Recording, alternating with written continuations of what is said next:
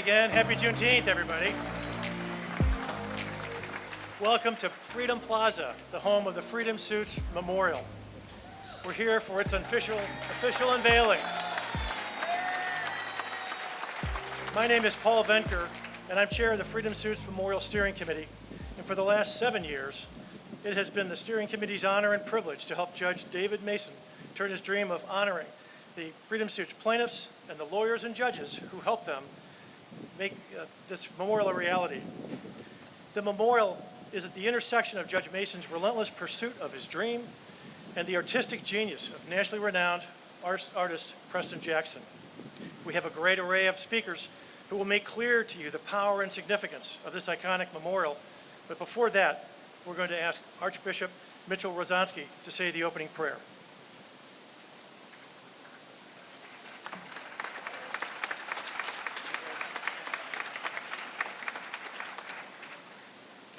What an honor and a privilege it is to join with you today and our distinguished guest as we unveil this Freedom Suits Memorial.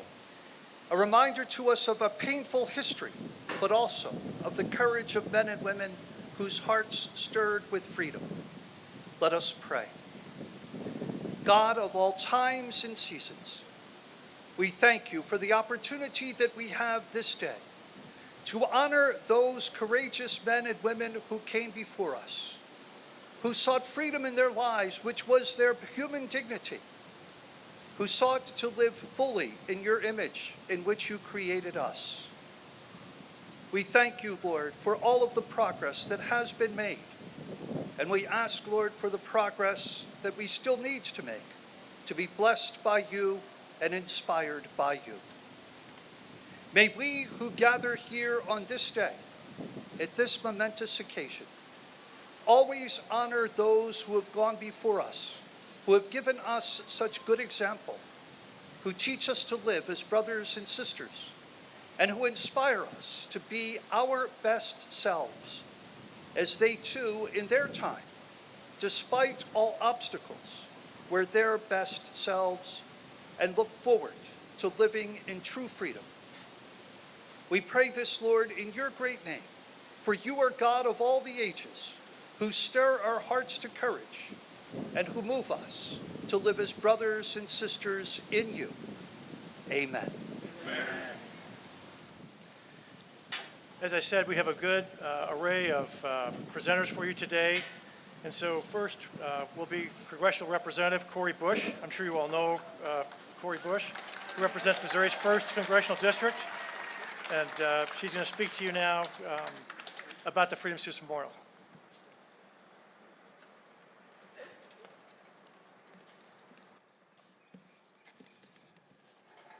Good evening, and happy Freedom Day.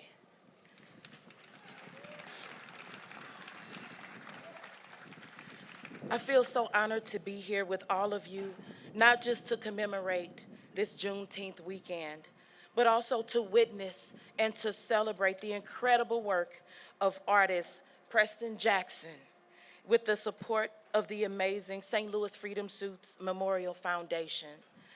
Today's historic unveiling of the Freedom Suits Memorial sculpture, which pays tribute to a time when many people risked their lives for freedom and the freedom of others, it's especially fitting and important as we celebrate this Juneteenth. It's important that this historic unveiling coincides with Juneteenth because this holiday it's always been a symbol of freedom deferred.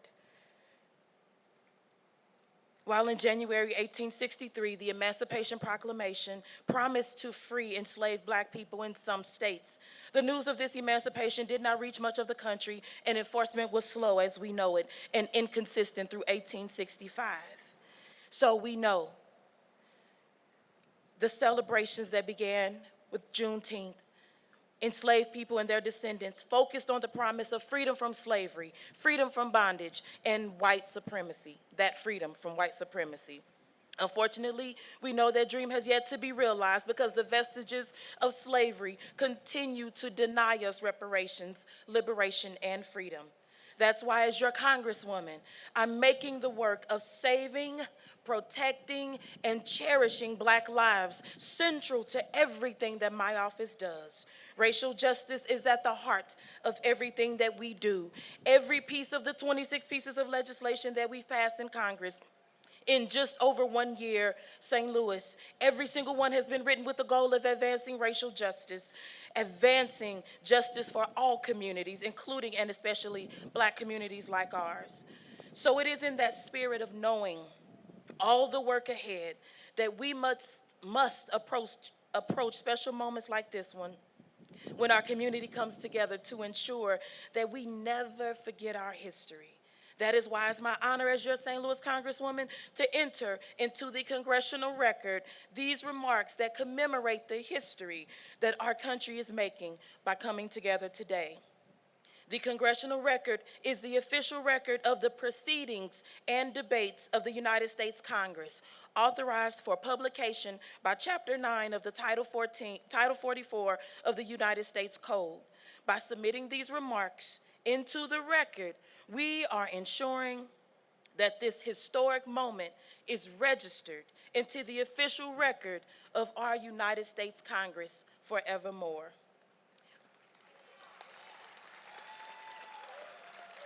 With that, I present this Congressional Record Certificate, and I am proud to read it to you now. Madam Speaker, St. Louis and I rise in honor and in recognition of the extraordinary work being done by the St. Louis Freedom Suits Memorial Foundation. This year, the St. Louis Freedom Suits Memorial Foundation is commemorating the roughly 400 enslaved people who petitioned the Missouri courts for their freedom with a memorial sculpture in recognition of the history of enslavement in our state. The Freedom Suits Memorial is long overdue. As Congresswoman for Missouri's 1st District, I am eager to celebrate the Freedom Suits Memorial because so much of the critical work that we see being done today through the avenues of advocacy and protest are based in the struggle for Black liberation.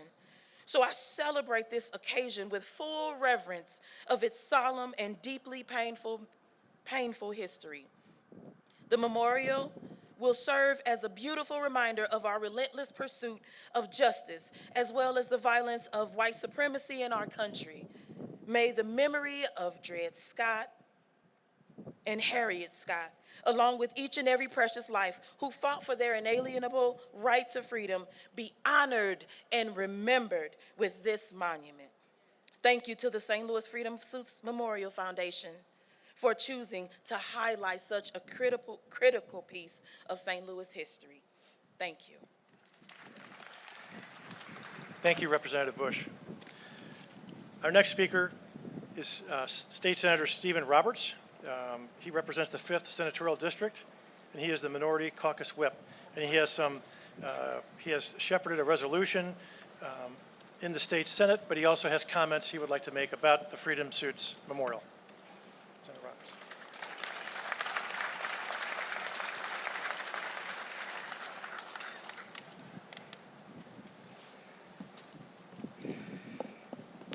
Good evening, everyone. For those of you who I haven't had the pleasure of meeting yet, again, my name is Steve Roberts, and I'm the state senator of Missouri's 5th Senatorial District. And I'm very honored to be here with you all today. And I'd like to start off by thanking a man who I hold in very high regard, a true warrior for justice and a champion for this city, Judge David C. Mason.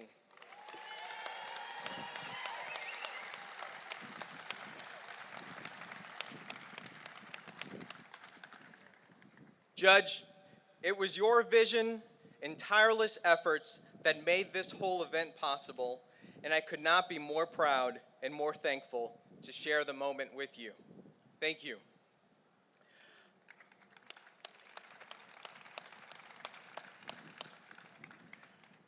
I am also extremely honored to be joined by Lynn Jackson, a direct descendant of Dred and Harriet Scott, and someone who I'm proud to call a friend. Lynn and I worked tirelessly together over the past 3 years to pass the Dred Scott resolution in the Missouri legislature. The resolution called on Missouri to finally renounce one of the biggest stains in not only our state's history, but our nation's history. The 1852 Dred Scott decision issued by the Missouri Supreme Court. And after nearly 170 years, we were finally able to get that done. So Lynn, thank you again for allowing me to be in your corner for that fight.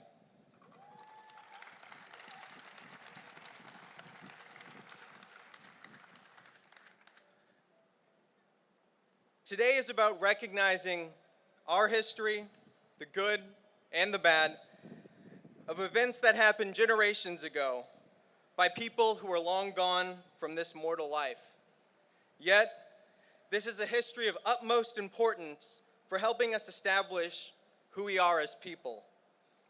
After all, what is history if not a test?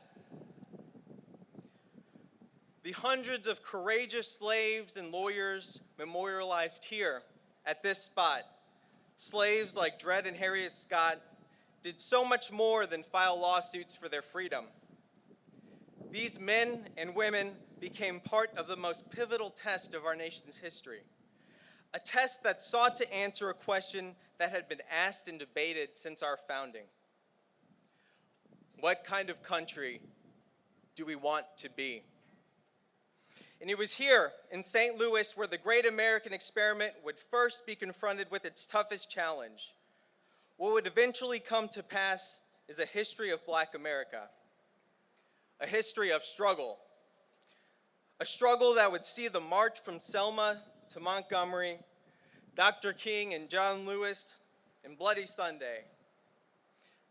And a century before that, it was the Black soldiers of the 54th Massachusetts Infantry Regiment, far from home on a South Carolina beach, running towards the face of cannons and endless volleys of musket fire. But before the marches and before the battlefields, there was the courtroom, and the freedom suits ready and willing to ignite the spark for freedom in Black America. I am a Black lawyer. Today, standing in the very spot of those who paved the way for me. They were giants. So thank you, Freedom Suits, for lighting that spark. As a senator, I have the honor of recognizing this significant moment and all those who made it possible with the presentation of a Senate resolution. And again, I'd like to thank Judge Mason, Paul Vernker, the St. Louis Freedom Suits Steering Committee, and finally, Preston Jackson, for doing such an outstanding job encapsulating this momentous occasion with your work.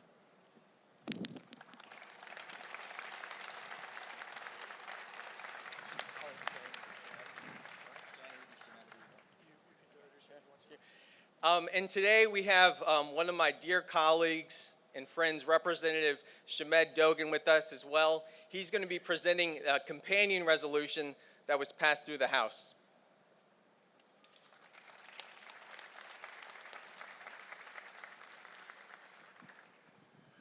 Good evening, everybody.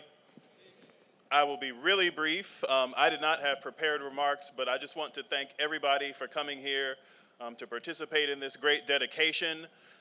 Black history is not something that's just in the past.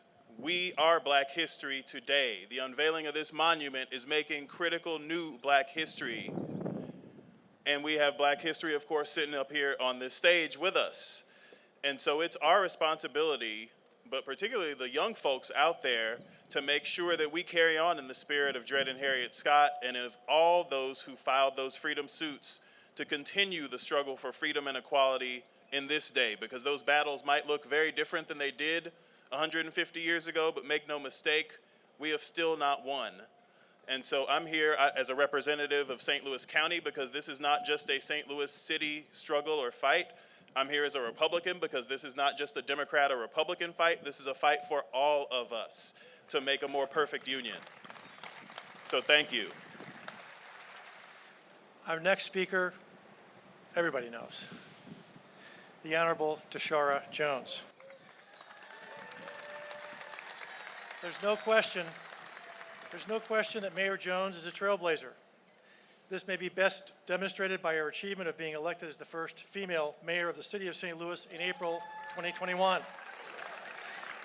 Before elected mayor, she had experience serving in the Missouri General Assembly and various posts within city government. She, like her two prior predecessors in the mayor's office, were very supportive.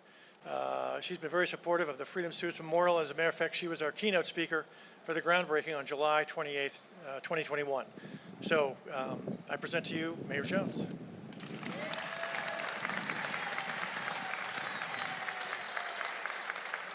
Your Honor. Good evening. I don't know about you, but I'm so glad that the sun is setting and giving us all this wonderful shade and 98-degree heat. And I'm so honored and humbled to be joining you here today for this incredibly momentous occasion. Can we give another round of applause to New Sunny Mount Baptist Church Choir for that lovely rendition of the Black National Anthem? I grew up down the street from New Sunny Mount. And thank you to Paul Venker, Chairman of the Freedom Suits Memorial Steering Committee, for all of your hard work and help make this incredible monument a reality. Thank you to Archbishop Mitch Rosansky for your powerful opening prayer. Yesterday was Juneteenth, and it made me reflect a little on my family's history in this country that I could trace before the trail goes cold.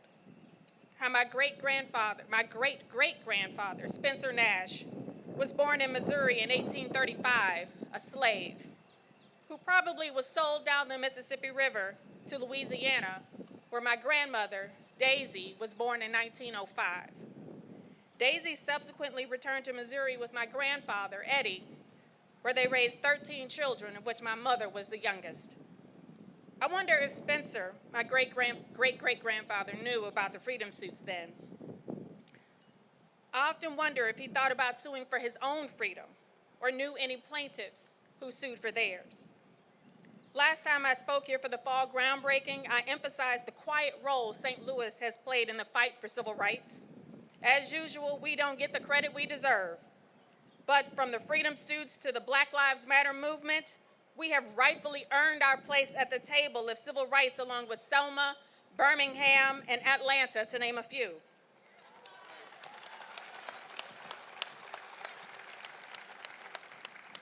St. Louis opened doors of our courthouse to slaves. Back then, judges, lawyers, and even white male jurors recognized the right to freedom under Missouri law. St. Louis is unique for a lot of things, some good, some bad. But in pre-Civil War America, we were unique in allowing slaves to sue for freedom.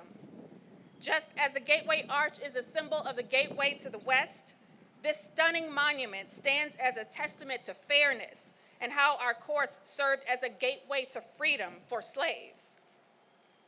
In the Sprint Through the American History textbook, students only learn a few details about Dred and Harriet Scott, slaves who sued for their freedom and lost at the Supreme Court.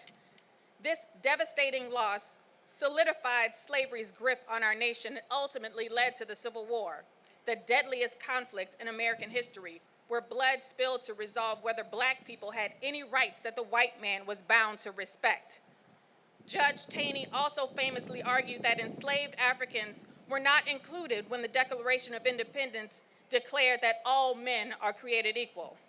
But enough about Judge Taney and how he got all of that wrong. What most don't realize is Dred and Harriet Scott were just two of more than 300 slaves who sued for their freedom, and their fight for justice began right where we stand today. And most don't realize that these courageous individuals had a solid legal ground on which to demand and win their freedom, based on a simple precedent or a simple law: once free, always free. Or the concept that once a slave lived in a free state or territory, they were entitled to freedom even if they moved back to Missouri. Of course, the burden of proof was on the plaintiff because black people in this country have continually been forced to prove our humanity. The case started in St. Louis Circuit Court and was appealed by Dred and Harriet's owners all the way up to the Supreme Court, who struck down the precedent and in doing so solidified slavery's cruel vice grip across this country. The once free, always free law evaporated under the harsh and ever-present glare of racism and white supremacy. I cannot stop thinking how they overturned that. So I want us to reflect on this. As our city commemorates Juneteenth, what it means to have once been free, then suddenly not, how the freedoms we take for granted, our democracy, can be wiped away with a stroke of a pen. Dred and Harriet Scott learned firsthand how always free did not mean forever. Unalienable rights, by definition, should continue in perpetuity, granted by our Creator. They cannot and should not be taken away, yet here we are. I don't want my son growing up in a country where he enjoys fewer rights than his mother did, and I'm sure that's a feeling that all of us share. This shouldn't dishearten us, but challenge us to think about how the freedom suits hold relevance in our lives today and how we move forward in their spirit in search of a more equitable city, region, and country. While the Supreme Court denied the Scotts their rights in the most inhumane and shameful decision of history, the sheer and obvious injustice lit a fire under the burgeoning abolitionist movement. It demonstrated how personhood could be denied to human rights with no further legal recourse. So they had to think outside that old framework. Right now, as we look across this country and see a rising movement spreading from its poisonous roots, intent on rolling back the clock of progress, of undermining our democracy and our Constitution, and amid the dread, I think of former First Lady Michelle Obama's words. When you walk through that door of opportunity, you don't slam it shut behind you. You reach back and give others the same chances that helped you succeed. Or in other words, you bring your people with you.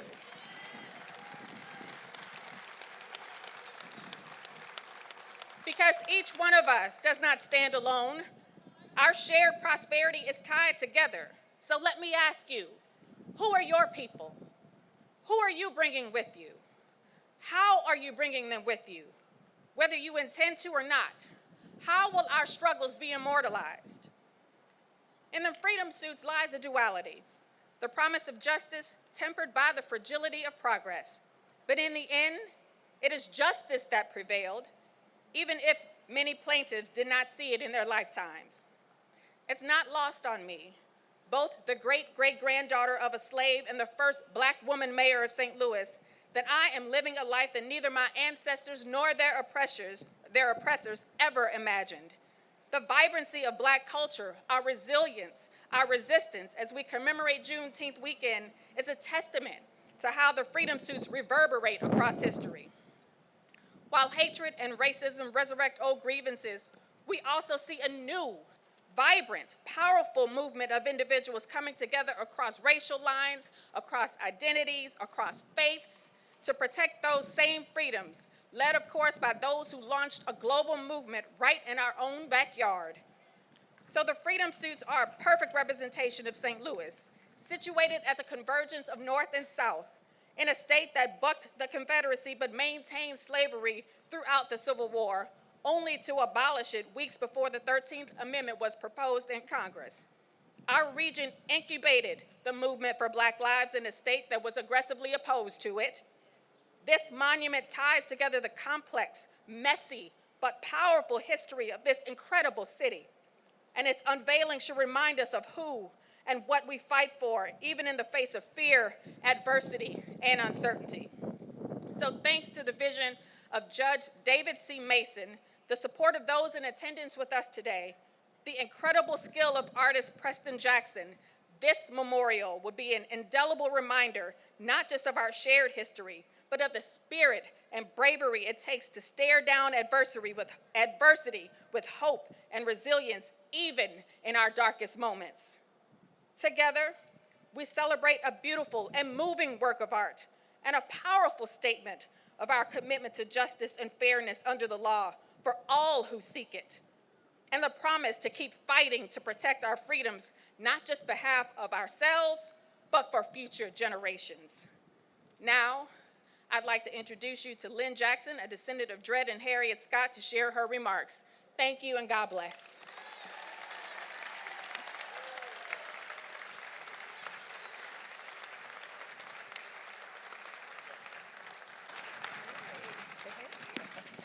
Good afternoon, everyone. Hey, I see a lot of friends out there and a lot of people who have followed what we do, and I thank you, and I thank you, and I thank you. 10 years ago, on June the 8th, where were you? We were at the old courthouse unveiling the Dred and Harriet Scott statue, which still 10 years later remains the first and only statue of them in the world. And I know some of you were there, and I thank you for that support as well.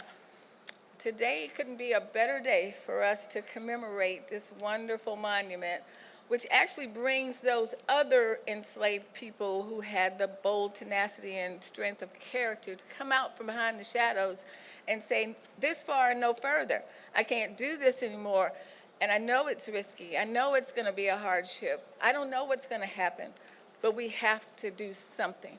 And for those individuals, almost or maybe more than 400 people in our area who went to the courthouse, and it would be the old courthouse, filed petitions like Dred and Harriet did on April 6, 1846, not knowing if this was going to destroy their family or free their family. They could have easily been kidnapped by their owners, in which case they would have been the proverbial but true sold down the river. They could have been beaten senselessly and mercilessly so that they could become the poster child for this is why you don't sue for freedom and this is why you don't try to escape. They could have had their families divided. There's all kinds of retributions that came against those, but the courts were there also to protect them. If you had those grounds of once free, always free, and you could prove it, you had a much better chance of getting your case. Dred and Harriet were at the old courthouse. And if you don't know it, they started in 1846, and you hear of the Dred Scott decision of 1857. That's almost 11 years within the months. And throughout that ordeal, 5 court proceedings, 5. How many of us don't want to wait till we have to go to court for a traffic ticket? And 11 years, in and out, in and out. And what they eventually did was say, you know, we're in it.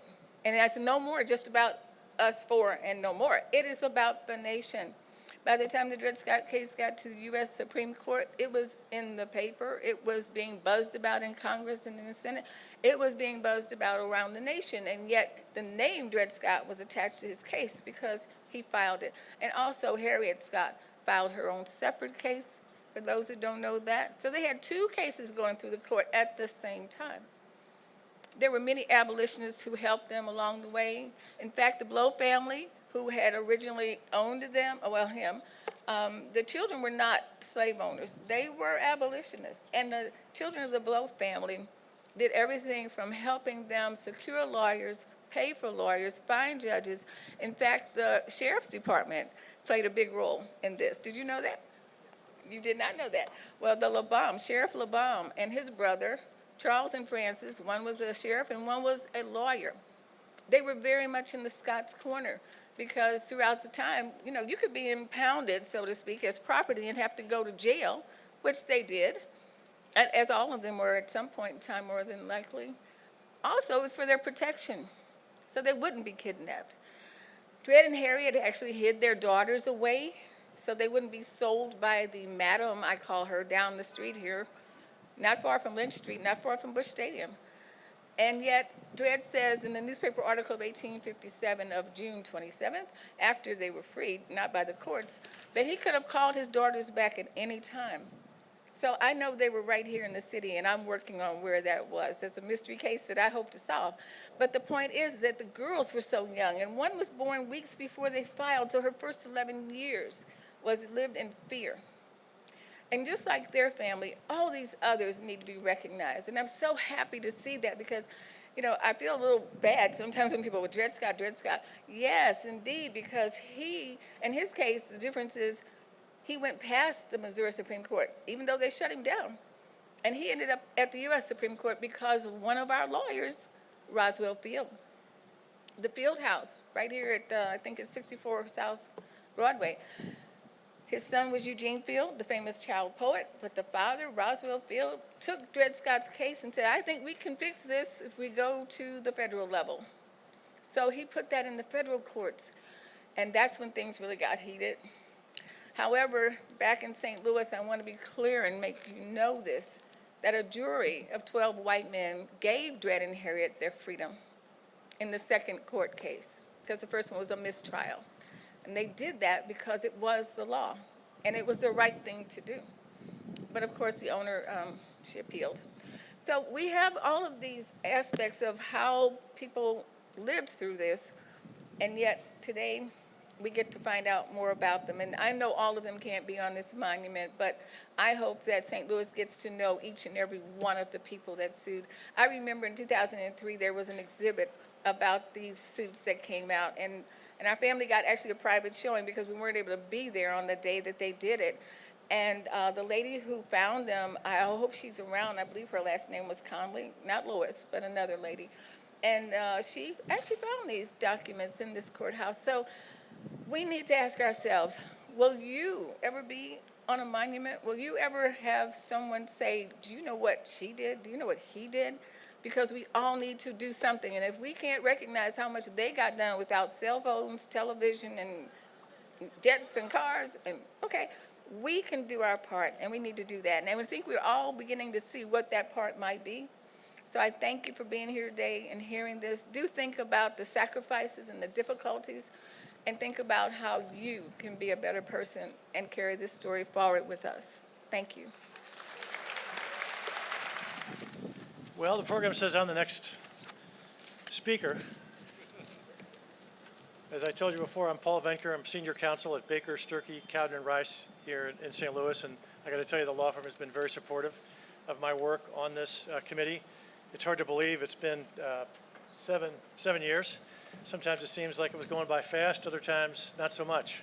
But obviously I feel blessed to have been involved and asked by Judge Mason to be involved in this committee, and we've had a great, hardworking crew. So part of my job, or most of my job now, is really to talk about the appreciation and the thank yous for all the different people at all the different levels that are involved in having something like this come to fruition. It isn't as simple as just getting the 11 or 12 people together, which the judge did, and all sit down in a room and just say, okay, here's, let's write it out. Doesn't work that way. It all starts early on. Here, it started with the early years of the city clerk's office, where someone was doing the job of just trying to figure out, do we need these old files? And then seeing the files and somebody actually realizing that they were something important, and then showing them to somebody who said, you know what, these really are important. And then we have people then who got involved, such as the archivists and the scholars. Bob Moore, who was with the National Park Services, who was one of the first people involved. Kenneth Wynn, who you may have seen this morning on the CBS story on Morning Show, is a Missouri State archivist. He and Michael Everman worked tediously over these documents to work to preserve them. And there's a lot of stories about that I won't bore you with now. Then you have the project where Washington University, with one of our steering committee members, Professor David Koenig, was involved in organizing and digitizing and making these records accessible. Why is that important? Because scholars can find them and scholars can pour through them and write, for example, the 3 or so books that have been written on freedom suits that center on the St. Louis freedom suits. And so those are books you should find. I encourage each and every one of you to go find at least one of those books. They tell you such a great story about the people who were the plaintiffs of the freedom suits, not just, and it's wonderful that we're doing this, the names on the memorial. The steering committee decided to do that early on to give it a real connection with St. Louis. But even better than that would be to read these books, or at least read one of them. They're well done, they're scholarly works. Other people to thank, of course, former Mayor Francis Slay, who's here today. We met in his office first, as one of our first meetings of the steering committee. Seems like a long time ago now. And I know Mayor Lida Cruzan is here somewhere. I thought I saw her back there. She's also been very supportive. and was gracious enough to take part in the video that we were able to have produced back in the summer of 2020, in the middle of COVID, by the way. And the Board of Aldermen, I don't know how many of them are here. They were terrific, and their approval of this. There's so many different little hoops and jumps that this has to make, a project like this, to get where it is sitting here today in front of us. And so I want to thank all of them. If any of them are here, I'd like them to stand and be recognized if they're here. All those things, as minute and boring as they seem, it's all necessary to get this thing off the ground. A great debt of thanks to the judges of the 22nd Judicial Circuit. I don't know if any of them are here, but I would ask them to rise and be recognized, because they were at the very beginning with Judge Mason and his idea, and they supported it from the get-go and gave him the green light to take this on. And that support has continued. As a matter of fact, just 2 weeks ago, they granted the request to actually name this plaza as Freedom Plaza. And so they've been very involved. They voted unanimously to do that. They've been so behind this effort. And it's been amazing. It's been so helpful. We got to thank landscape architect Randy Martis, who is here today. Stand up, Randy. 10 years ago, he drew this plan that you're sitting on. 10 years ago, before the steering committee even was formed. So that's how long this kind of a project really just takes. It's just one of those things. And I would be remiss. I don't see Preston here. Are you here, Preston? Yes, he is. Yeah, here, right here. Look behind you. There he is. Yeah. Stand up, Preston. Look here.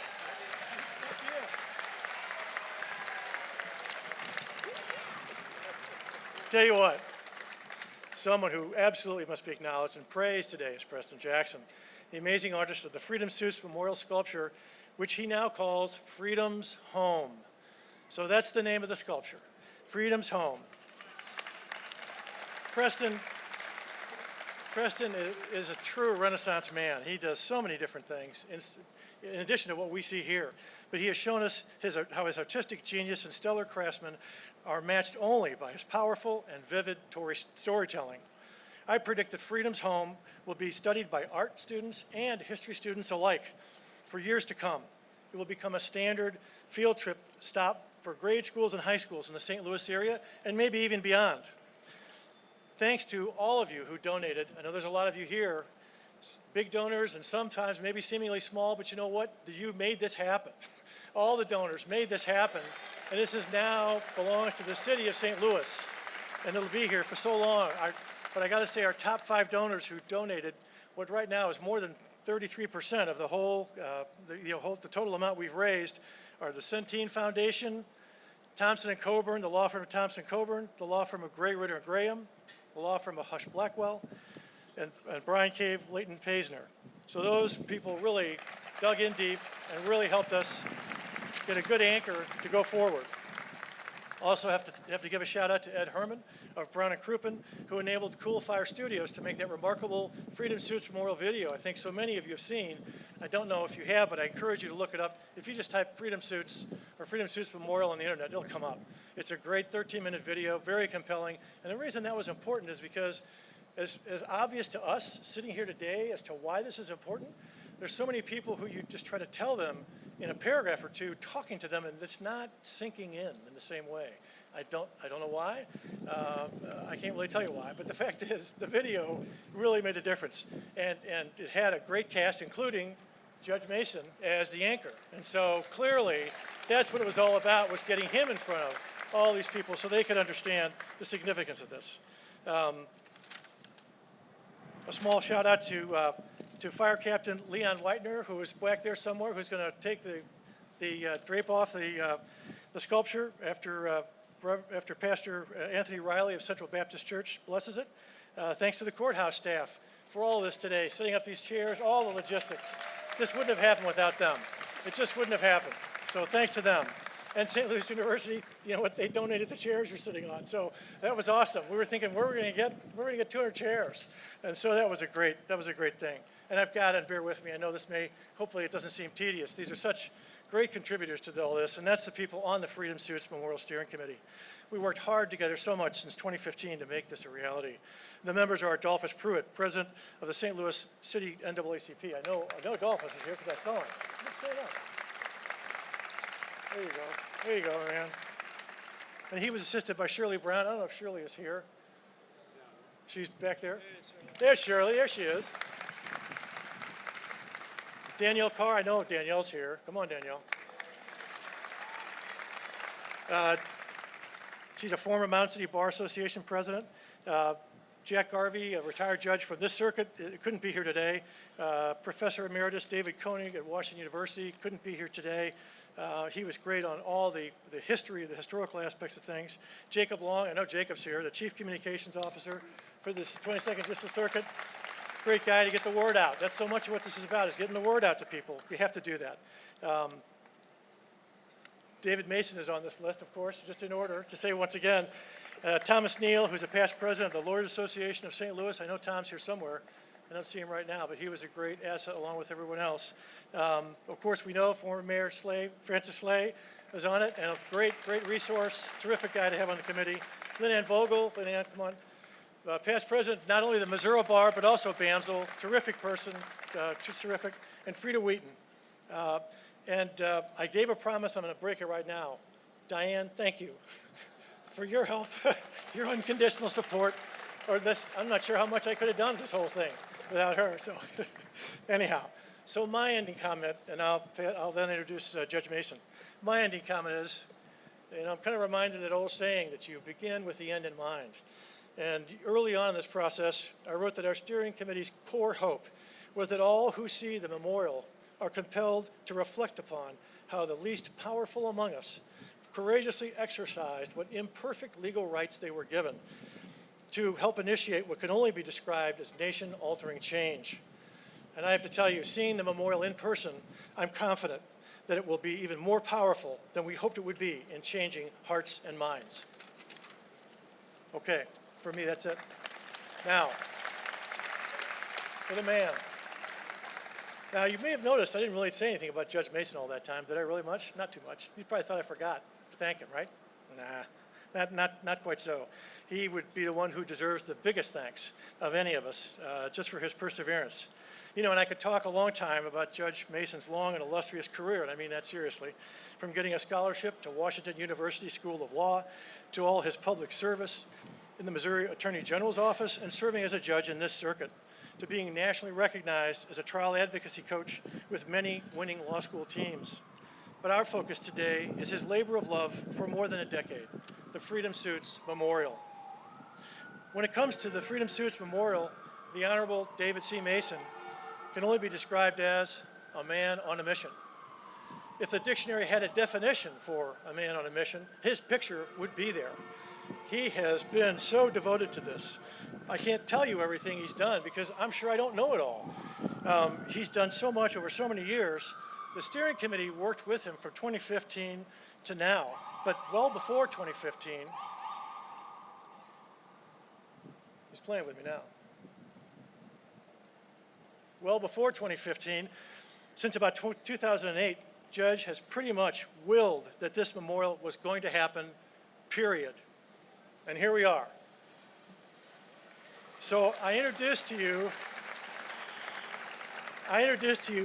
not just the man of the hour, but the man of the memorial, without whose efforts I am 100% certain would mean there would be no Freedom Suits Memorial, and we would not be here today celebrating Juneteenth by unveiling an iconic and timeless work of art in a great public space which will outlive us all. I give you Judge David Mason. Oh,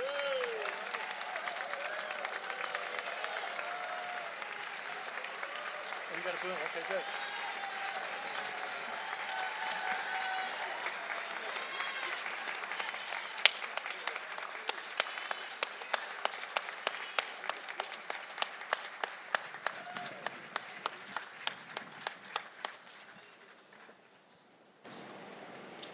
You're not supposed to make a judge cry. I just want you to know that.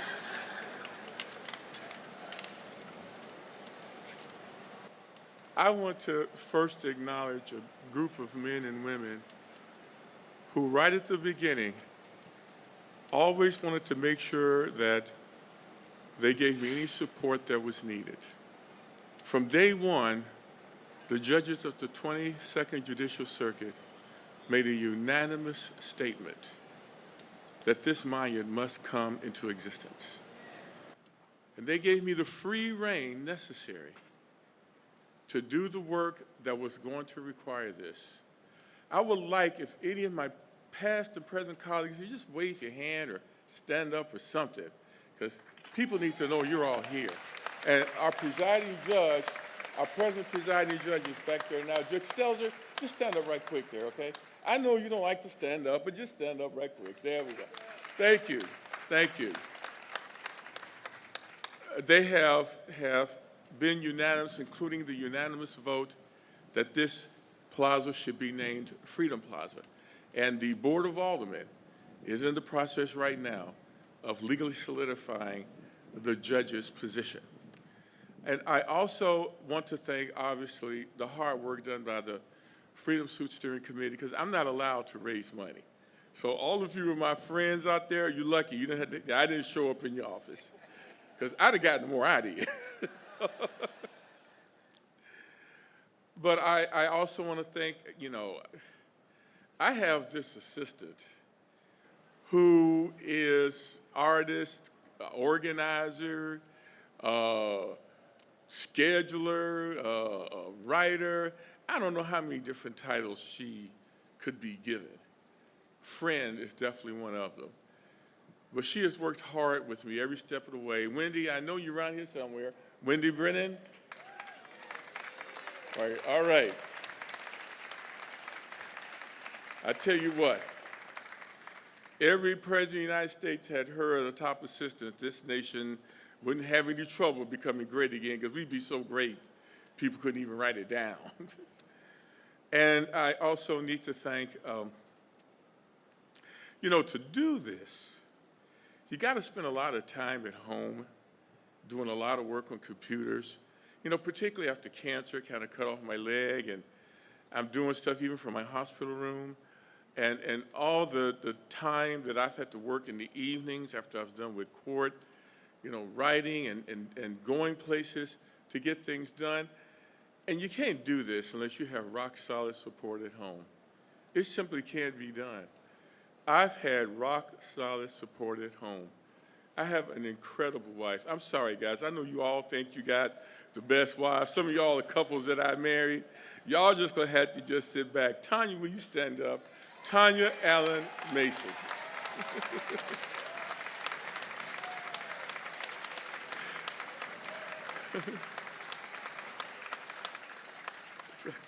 In case you're wondering, even I don't know how I got her some 28 years ago.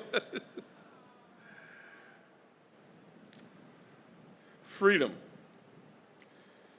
Freedom is a desire that, if you study world history, you know that it runs through all of humankind.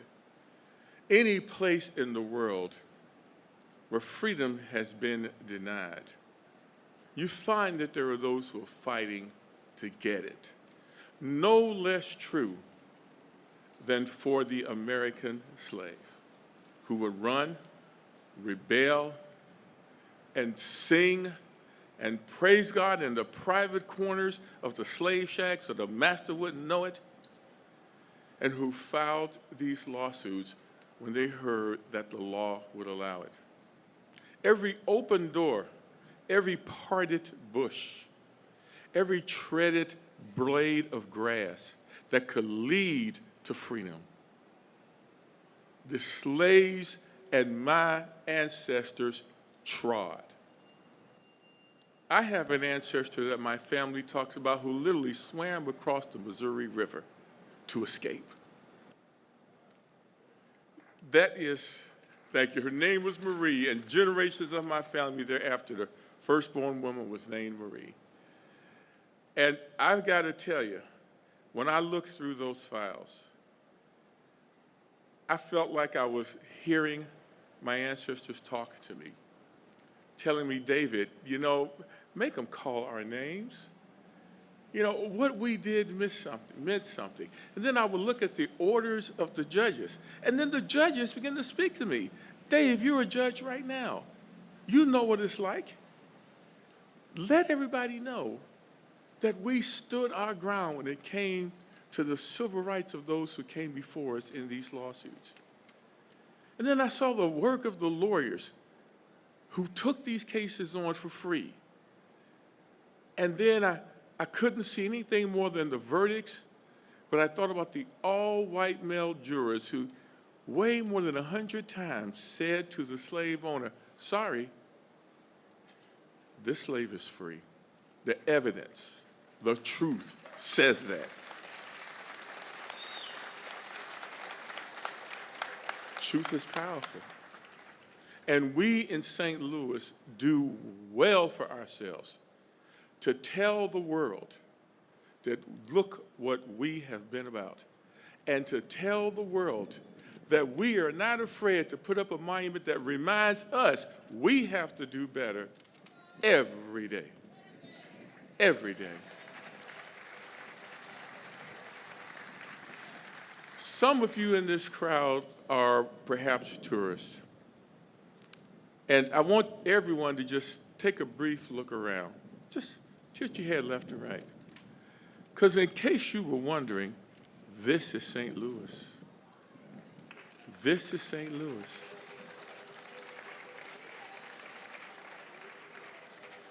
St. Louis stands behind the honor of its history. Because as you are here, you may be not only a descendant of a slave who won, but a family member that took them in after they got out, or took them in after freedom was won after the Civil War.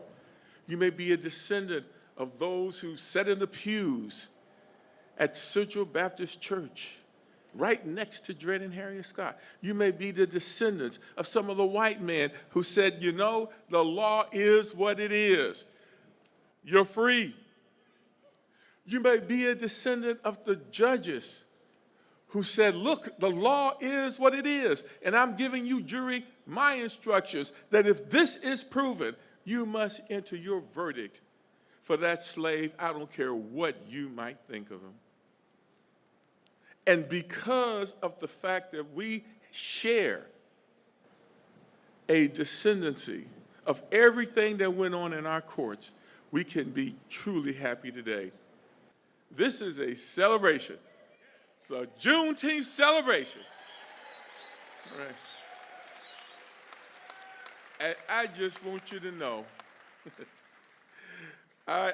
you can't make comparisons like as happy as I was today. I was waiting because I'm married because my wife's there, or I can't say as happy as I was when I saw my babies because my sons are here. So, but let's just say it ranks way up there on my happiest days. That happiness multiplied a few hundredfold by all of you who showed up. I am overwhelmingly impressed by St. Louis by showing up for this. As we march forward from this place of history in our city, we must think about how we can make freedom ring for all of those who find it denied. You see, you can make freedom ring for those who are denied by simply saying, okay, I'll serve on a jury and be an open-minded juror and make a fair decision. You can make freedom ring by telling yourself, you know, these young lawyers or young business people that we have who are black, I have to make sure that I don't let their blackness cloud my judgment. And step back and think about that for a minute. We need to have our media take a closer look at society and think about how they are portraying, particularly Black and Latino people, to the rest of the world. We need to have our financial institutions take a closer look at how they give mortgages, how they skew the so-called credit scores. You know what I'm talking about. How they still to this day redline through the use of underwriters and things like that, the neighborhoods of those they consider, well, you know, just not quite good enough. We need to have historians take a closer look at what Black America has meant to this country. The slave community was the foundation of the tobacco industry, the cotton industry, textiles, Georgia peaches, and I could go on and on. Literally, an economy of the South was built on the backs of the slave. Yet, everybody wants to talk about how great their ancestors were. Well, you know, mine were pretty doggone great.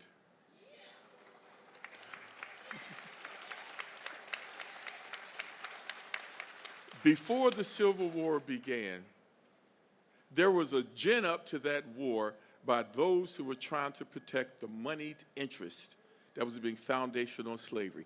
They told white mothers and fathers and young white men that if the Negro gains equality, they will use that power to seek revenge on you. If they have the vote, they will vote you out of office and give you secondary status. That they will literally gain the influence and power necessary to take your land, to take your children, to take your wives, to take your daughters. Oh yeah. That's why so many young men and women allowed themselves to be blown up by the cannons from the north, because they actually believed it. And what did we learn about Black America when the Civil War was over?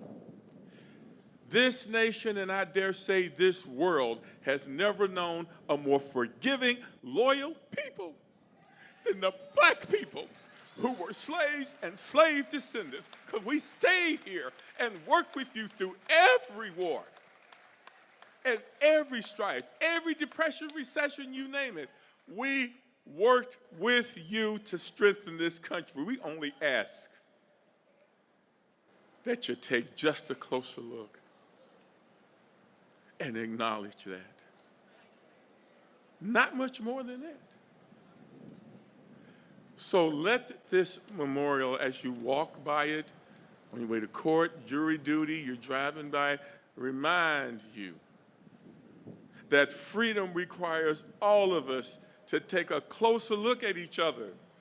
Now, I believe we can do it. People say, oh, Mason, you got to be kidding. You're too optimistic. Well, you know something? I come by honestly. My blood type is B positive.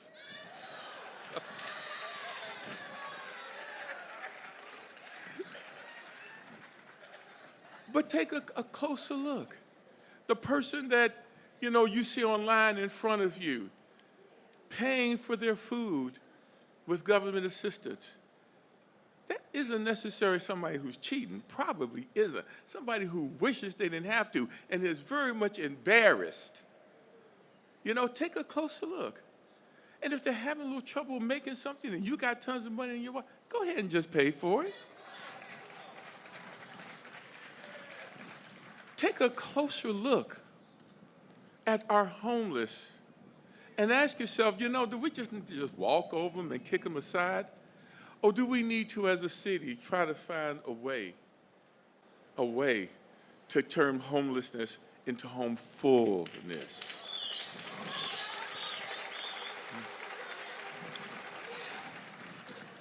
Take a closer look at each other, because you just might see a partner. Somebody could be your friend in developing something and in making something happen. Somebody you might want to vote for. Somebody might, you might want to turn to them and ask them to vote for you. I know that we can overcome all of the things that try to divide us along racial lines, because we are Americans. We are a strong people. We are strong people.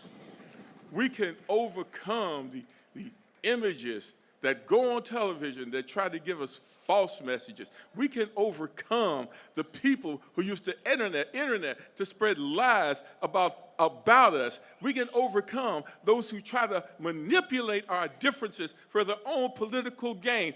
This and all of it, I believe, we shall overcome.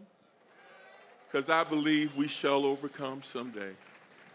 God bless each and every last one of you, and thank you.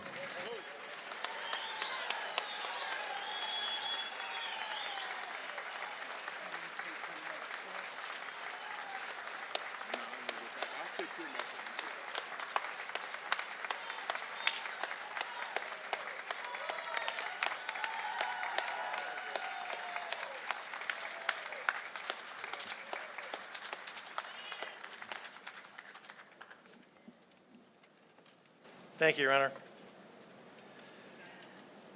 So earlier when I was listing donors, I will say I was remiss. I should have mentioned the firm of Dowd Bennett, who was one of our largest donors, and I regret that omission. As a matter of fact, that firm came in early with their significant donation, and I want to make that clear. And there's somebody else I want to mention too, is Tony Thompson of Kwame Building Group. Where's Tony? There he is. All right, there he is. Obviously, great construction manager for this project. There he is. All right. So our last speaker is Lieutenant General Russell Honore. How often do you have any of us met a truly larger-than-life figure? How many of us know a person who we are very impressed by, even though we never have met them? Lieutenant General Russell Honore is such a person. No one can forget the images on the Gulf Coast left by Hurricane Katrina in 2005.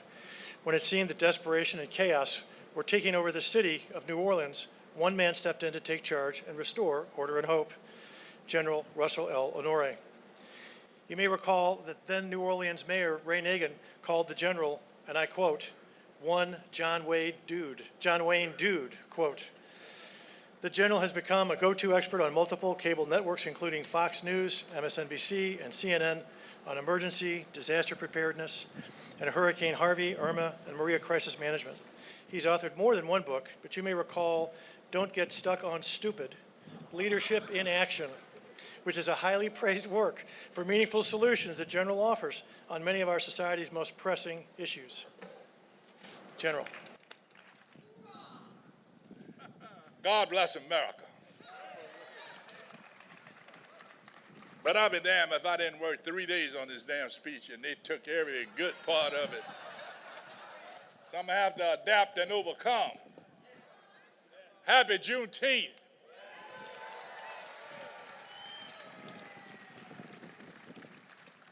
My first 3 years of education was in an AME Baptist church. So bear with me. There are seats up here, people. You've been standing here for an hour. Come on up. Come closer. Join us up here. Come on. You've been standing. Come on up. Don't fall down. We got chairs right here. You can sit down right here. You won't disturb me.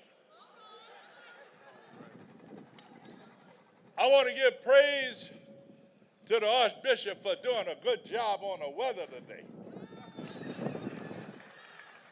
You can't get much better than this. I think God knows something was good going to happen here today. And we were blessed. Blessed to pick the monument on the right side of the building. Blessed with a cool breeze coming through. This story, I will try not to repeat, because I knew I was in trouble when I saw a bunch of politicians and a whole list of damn lawyers. I know they were going to take all the good stuff. So I had to go with my backup plan. I want to start this story in 1775, during our revolution. And oh, by the way, much of what I'll tell you will not be taught as of this year in Florida and Texas. And that's a damn shame. That's a damn shame. It will not be taught. And they've even taken the books out. That's how far we're slipping back on this promise of freedom. And you won't see it on Fox News. What the hell happened here today in this commemoration? We are being separated. But it started with a splinter and a crack in the stone that was written. In the Revolutionary War, I was a grown man in the Army before I learned 20% of General Washington's army were African Americans. 20% of them by the end of the war. And they were promised this concept of freedom because the Declaration of Independence had been read to them. That promised that we would all be free. Free for life and liberty and justice. But the people who wrote that did not have the African American in mind when they wrote it. Dr. King referred to it as a check that was written, but that had not been cashed. 20% of his army, 1775, were African Americans. They fought as slaves. We fought a revolutionary war against the British. The words of the Declaration of the Independence, as they are written, is still one of the most powerful documents of democracy and freedom in the world. When it was written, King George III of England asked the people of England to pray because he knew it would be the end of his form of government. And for 340 years, we have tried to protect and make sure the words of the Declaration of Independence is relevant to all people in America, regardless of your religion, regardless of your orientation, regardless of your race, regardless where you came from. It does not have any exceptions in that it was written. And from that part on, there are 3 points about our liberty and our freedom I want to make in the next 15 minutes. Freedom and justice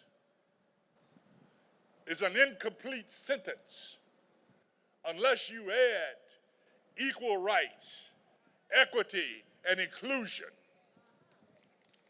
It's an incomplete sentence. Freedom alone was promised at the end of the Revolutionary War. It was in the Declaration of Independence. But we did not get freedom. But we stayed the course as a nation. The next point I want to make is sacrifice. Let us not forget the sacrifice of those who came before us. And I watch TV and I go through the channels at night and I see the young hipsters coming around in their fancy cars and showing off their fancy homes, and they're saying things like, well, I don't know if I'm going to vote the next time. Hell, they didn't give us everything they promised us. Hell, we got people in Ukraine fighting for their freedom. All we got to do is vote. And you're hearing some BS like, well, I didn't get what I was promised. Try to be one of them 300 out there and get some damn inspiration.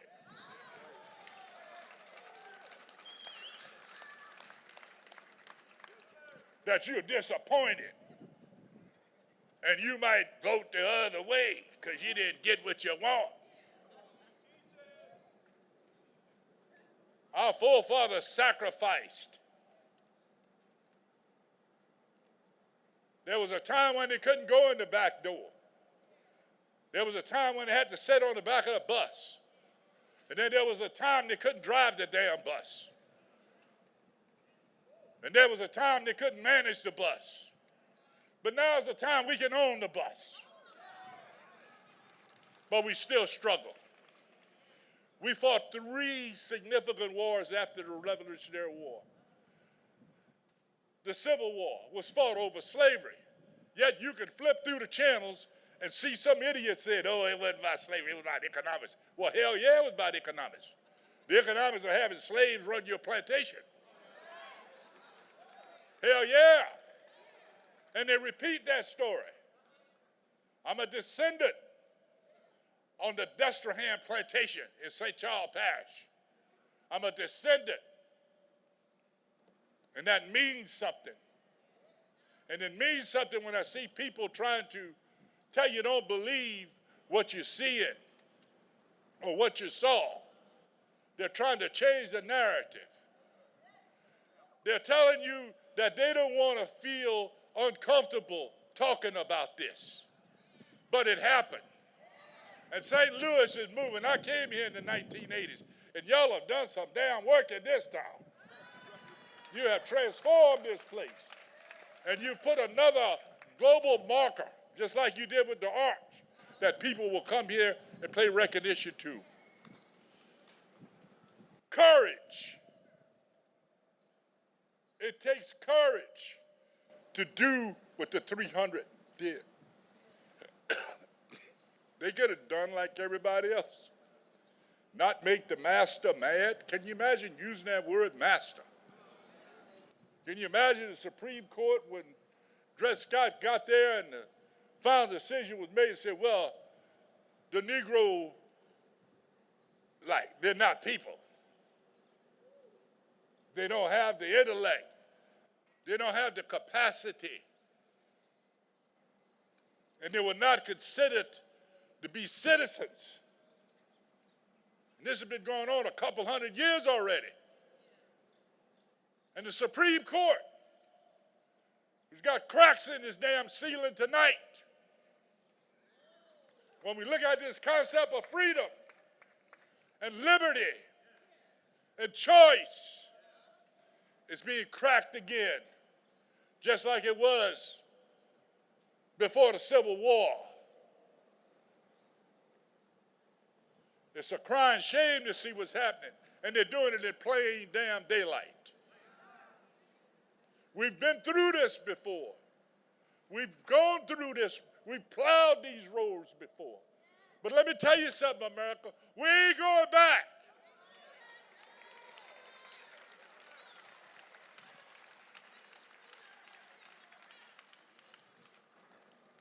I'm going to skip forward to when we look at World War I.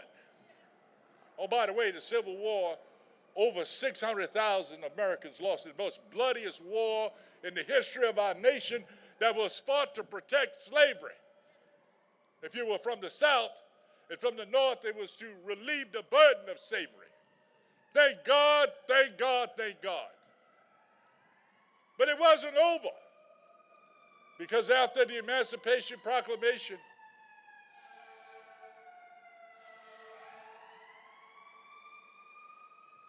within 10 years in the South,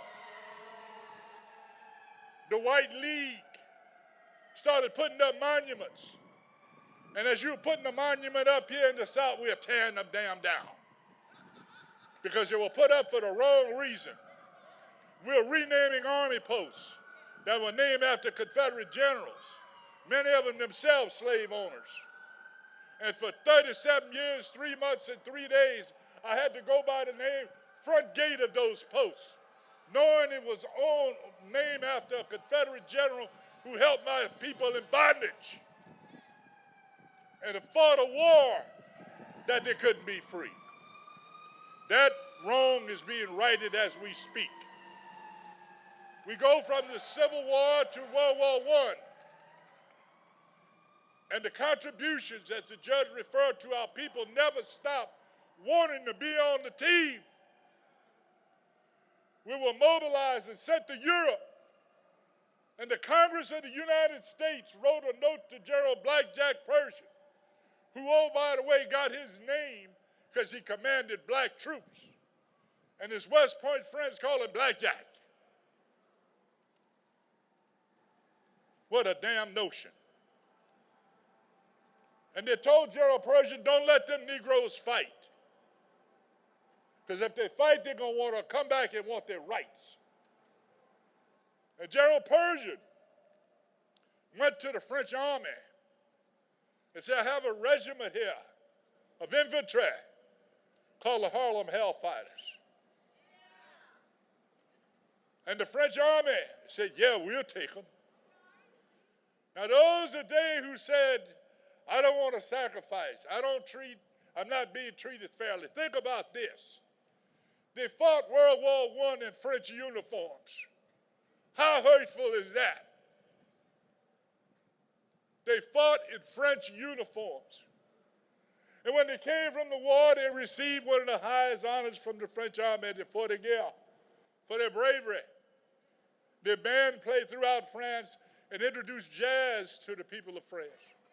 And when they came back home to New York in Hell's Kitchen, a port, and they unloaded, some of the soldiers saw them and said, "What are you Negroes doing with those medals on? Y'all wasn't on the front line." And they said, "The hell we wasn't." And one of the biggest fights we've ever had in New York occurred for 2 days until the police could put it down. You're not going to hear about that in the history of Texas and Florida. You won't hear about this on Fox News, but it damn happened. We just want to be on the team. World War I, 116,000 died. Oh, by the way, half of them died from the pandemic because they were sent to the war already infected, and they were put on these death ships. That's a crying damn shame because the president at the time didn't want to recognize that we had a pandemic going on. Half of them died from influenza. And they had to wear masks, and they didn't have masks. And they went into the trenches of World War I. They'd come forward 30-something years, we got World War II. And at the end of World War II, President Truman integrated the Army, which was a significant thing for our nation. And what a difference has it made. When you look at the current administration, the Secretary of Defense is a West Point graduate and a former 4-star general. General Colin Powell, God bless his soul, went on to be a 4-star general, chairman of the Joint Chiefs of Staff, the Secretary of State, and a statesman and a gentleman. We just want to be on the damn team. But now we're being told we're not going to talk about that. We're going to get rid of the books that talk about that. We're not going to recognize this because it makes black kids uncomfortable. America, wake the hell up. Wake up. Be ready. The time is coming. We're going to have to march again. There will be another Edmund Pettus Bridge. Hopefully it's not in St. Louis. But what's happening in our government today, and I'll skip forward past Vietnam because it was such an ugly thing.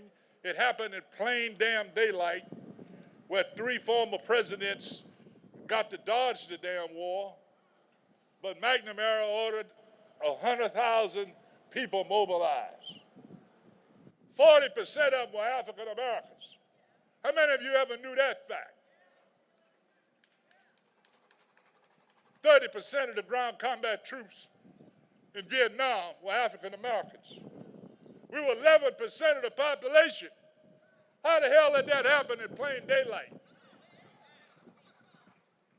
We're not trying to make anybody feel good. We just want to be on the damn team. We don't want to be pushed out.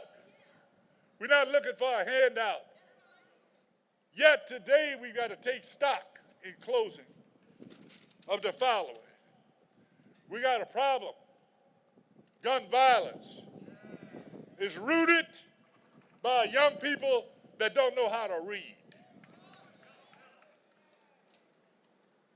I knew in 2007 I met with the Children's Defense Fund, and they already had the data then. And we've had all these promises but little actions. That if young men, particularly, if they're not reading at 4th grade level by the time they're 10 years old, they have a 40% chance to have a run-in with the law by they're 15.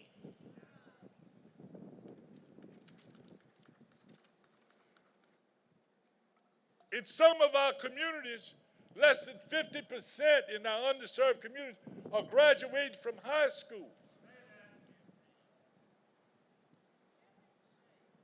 Most of the people on death row in Angola can't read at the 4th grade level. We know this. So make sure your children know how to damn read. The Defense Department, where I come from, got an $80 billion budget. And yet we have done nothing about improving reading in our nation. And it's directly related to crime because at 15, if you can't read, you drop out of school. And when you drop out of school, you get the contraband economy. That's not a damn stereotype, that's a damn fact. We can solve this. But we got to do what? Collectively work together and resource our schools. And Lord knows what happened when we see down the road in a couple of years from the 2 years of COVID and the impact that had with children becoming disengaged in the education system. Look, folks, I want to be on the team with you. I spent 37 years, 3 months, and 3 days wearing the uniform of the United States of America. I will not back down on my damn patriotic duty from anybody in Washington. I will not back down. We will not go backwards. We're not going to be told, even if it's the Supreme Court, we've seen them do stupid things before, we're going to damn remind the Supreme Court. With all due respect to all our jurists here today, they need to straighten up and fly right because we've seen this damn movie before, and it did not end well. And we all need to get serious, folks, that we can't let this moment pass by not having the courage of the 300, by not being willing to do the sacrifice of the 300, and that understand that freedom and justice only prevail with the great work of our courts and our judges, who for over 300 years have been trying to make this promise of freedom and justice for all a reality. And if our courts fail, our democracy fails. If we lose our democracy, we will not get it back. God bless America. God bless St. Louis. Thank you very much.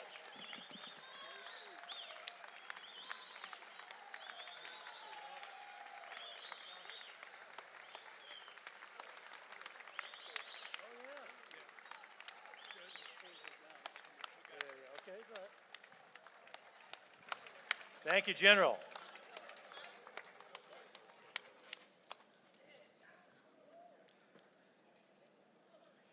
So I want to acknowledge one more very important group here today. Sheriff Vernon Betts and his deputies have been working today, which is, because it's Juneteenth, guess what? It's their vacation day. And so they're here